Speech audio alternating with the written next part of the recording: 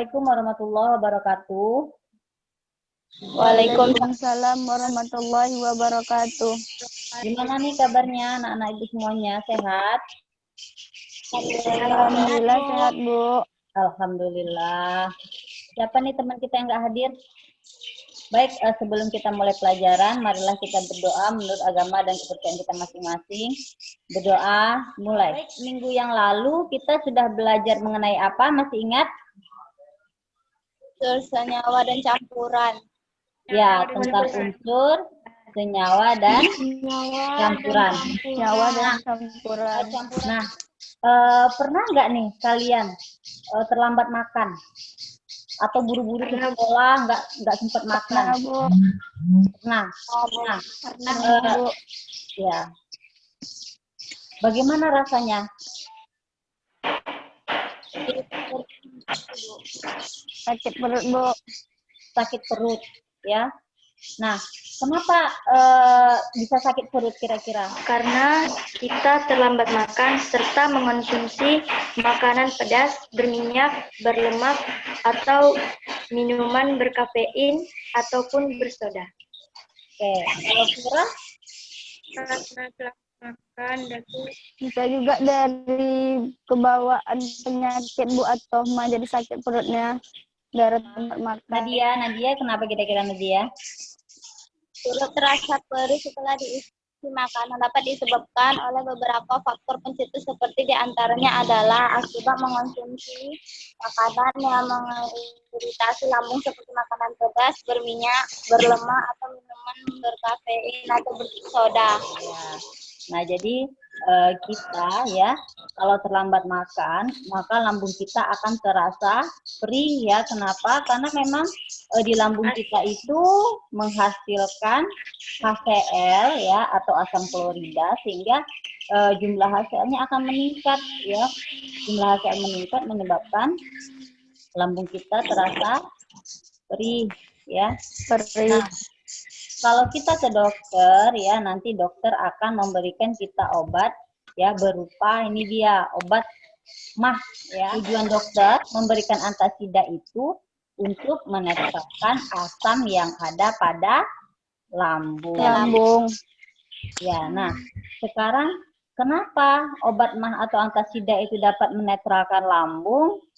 Ya, terus apa sih sifat dari obat MAH itu? Nah, jadi hari ini kita akan belajar mengenai sifat larutan asam basah dan garamnya. Ya. Nah, nanti ya tujuan pembelajaran kita hari ini yang pertama nanti kalian mengamati video yang udah Ibu kasih di Google Classroom. Sekarang kita nonton video dulu ya. Saksikan ya. Iya, Bu.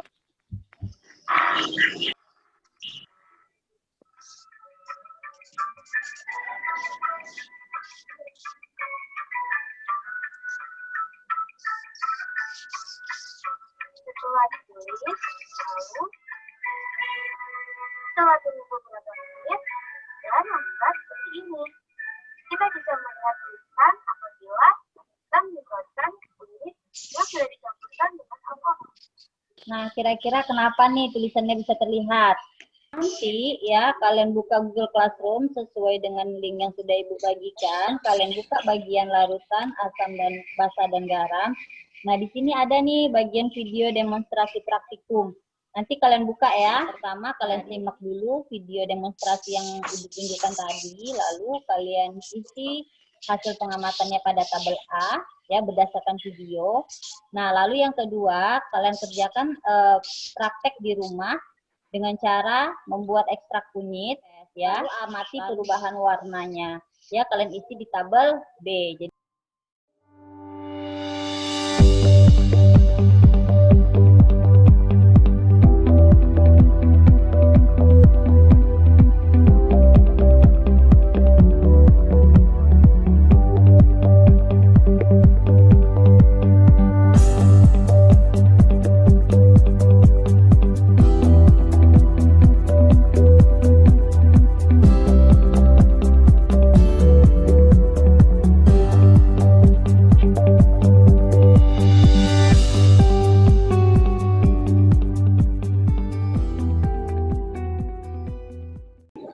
Assalamualaikum warahmatullahi wabarakatuh.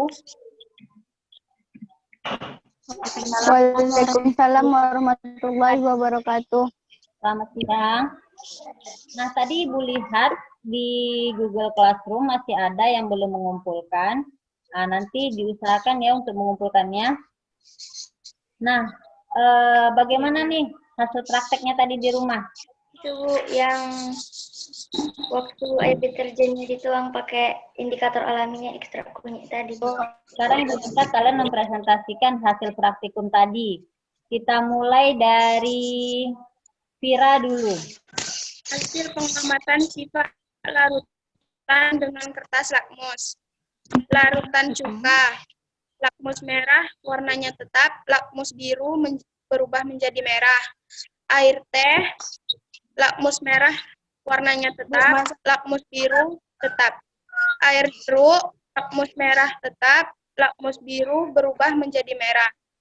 Air sabun, lakmus merah berubah menjadi biru, lakmus biru tetap. Air deterjen merah berubah menjadi lakmus merah berubah menjadi biru, lakmus biru